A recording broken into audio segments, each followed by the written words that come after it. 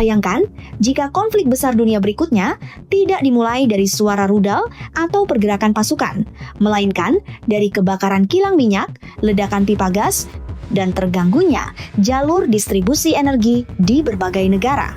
Dalam waktu yang hampir bersamaan, serangkaian insiden terjadi di banyak wilayah dunia dan memunculkan pertanyaan besar. Apakah ini sekadar kebetulan, kecelakaan biasa, atau tanda bahwa energi kini telah berubah menjadi medan perang baru yang mampu mengguncang ekonomi dan keseimbangan kekuatan global? 1. Gelombang insiden energi yang terjadi hampir bersamaan. Bayangkan sebuah situasi ketika dalam waktu yang nyaris bersamaan, berbagai fasilitas energi di banyak negara mengalami kebakaran, ledakan, hingga gangguan produksi. Di satu negara, kilang minyak meledak. Di negara lain, pipa gas terbakar. Di tempat berbeda, terminal energi rusak jauh dari garis konflik.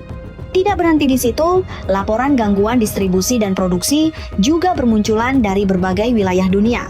Negara-negara yang terdengar dalam rangkaian kejadian ini pun bukan negara kecil atau pinggiran, melainkan Iran, Amerika Serikat, India, Pakistan, Rusia, Myanmar, Meksiko, Australia, hingga Rumania. Jika dilihat sekilas, semua ini mungkin tampak seperti serangkaian insiden biasa yang tidak saling berhubungan. Namun ketika diperhatikan lebih dekat, muncul pola yang sulit diabaikan.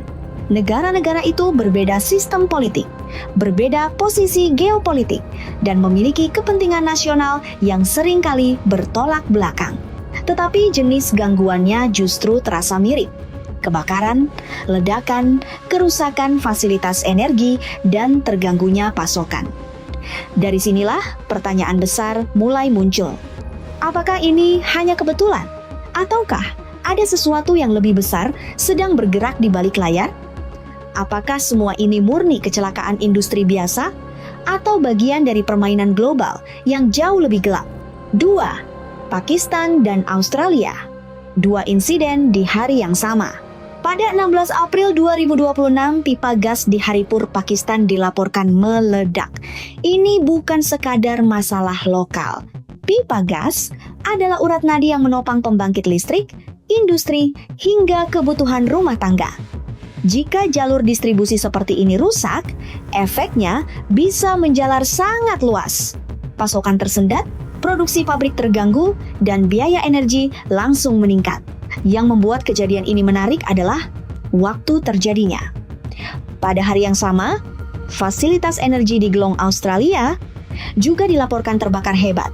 Geelong merupakan salah satu pusat pengolahan bahan bakar penting di Australia. Negara itu hanya memiliki sedikit fasilitas sejenis yang masih aktif. Ketika satu fasilitas terganggu, kapasitas nasional langsung ikut terpukul. 2 negara yang sangat jauh secara geografis dengan situasi politik yang sama sekali berbeda justru mengalami insiden energi pada hari yang sama. Bisa saja ini murni kebetulan. Tetapi dalam dunia geopolitik dan energi, kebetulan yang berulang seringkali memunculkan kecurigaan baru. 3. India, Meksiko, dan Myanmar. Gangguan di titik strategis. Di India, kebakaran besar dilaporkan terjadi di kilang minyak Rajasthan. Waktu kejadiannya sangat sensitif karena terjadi hanya sehari sebelum agenda penting yang dihadiri Perdana Menteri. Dalam politik, momentum selalu penting. Maka, ketika fasilitas strategis terganggu tepat menjelang momen besar, publik tentu bertanya, apakah ini sekadar masalah teknis atau ada unsur lain? Di Meksiko, kilang Dos Bocas juga dilaporkan mengalami kebakaran. Fasilitas ini punya arti lebih dari sekadar tempat produksi minyak. Dos Bocas adalah simbol ambisi kemandirian energi nasional Meksiko.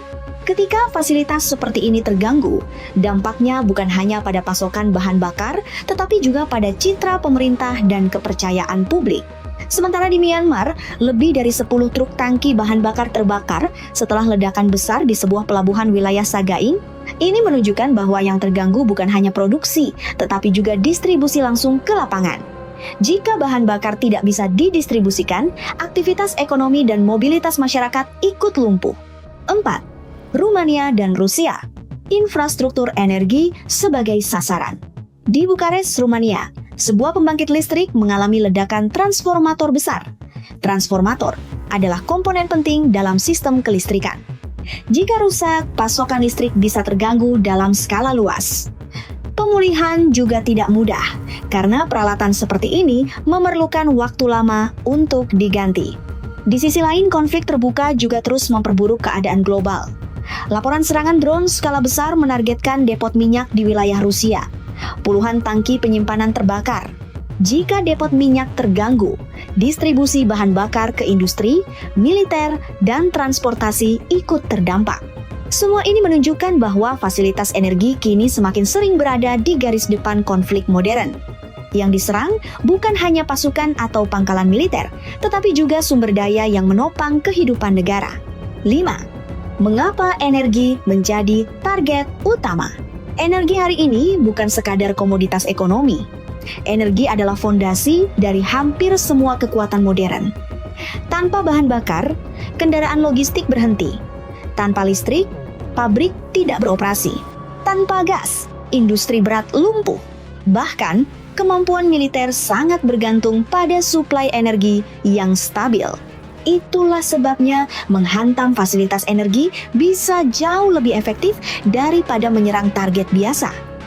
Sebuah kilang yang rusak dapat menurunkan produksi nasional. Sebuah pipa gas yang meledak dapat memicu krisis pasokan. Sebuah terminal ekspor yang terganggu bisa mengguncang pasar internasional. Dalam konteks ini, fasilitas energi bukan lagi sekadar aset ekonomi. Ia telah berubah menjadi aset strategis kelas 1. Negara yang menguasai energi memiliki pengaruh. Negara yang kehilangan energi akan mengalami tekanan besar. 6. Perang modern tidak lagi sekadar soal wilayah. Konflik Rusia dan Ukraina memberi gambaran jelas tentang bagaimana perang modern berubah. Dalam konflik ini, depot bahan bakar, kilang minyak, jaringan listrik, dan fasilitas logistik sering menjadi sasaran utama. Targetnya bukan sekadar menghancurkan bangunan, tetapi melemahkan kemampuan lawan bertahan dalam jangka panjang. Ini adalah bentuk perang baru. Bukan hanya merebut wilayah, tetapi menghancurkan fondasi ekonomi dan logistik lawan. Ketika suplai bahan bakar terganggu, kendaraan militer tidak bisa bergerak. Ketika listrik terganggu, industri pertahanan ikut melemah. Ketika logistik rusak, kemampuan tempur perlahan runtuh. Pola serupa juga pernah terlihat di kawasan Teluk. Ketika ladang minyak, kilang, atau terminal ekspor terganggu, pasar global langsung bereaksi.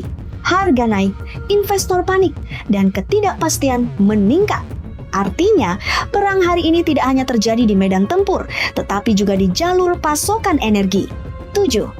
Opini. Menurut saya, dunia sedang memasuki babak baru persaingan global, yaitu perang energi modern. Konflik tidak selalu hadir dalam bentuk invasi atau serangan militer terbuka, tetapi bisa melalui gangguan terhadap kilang minyak, pipa gas, jalur distribusi, dan sistem kelistrikan. Energi kini bukan sekadar sumber daya ekonomi, tetapi alat tekanan geopolitik yang sangat efektif. Siapapun yang mampu mengganggu pasokan energi lawannya bisa melemahkan ekonomi dan stabilitas negara tersebut. Bahaya terbesar justru bukan hanya pada ledakan atau kebakaran, tetapi efek domino setelahnya. Ketika energi terganggu, harga naik, inflasi meningkat, industri tertekan, dan ketegangan sosial ikut tumbuh. Karena itu, saya menilai konflik masa depan bisa dimulai bukan dari tembakan pertama, melainkan dari terganggunya pasokan energi. Saat energi goyah, keseimbangan kekuatan global ikut berubah.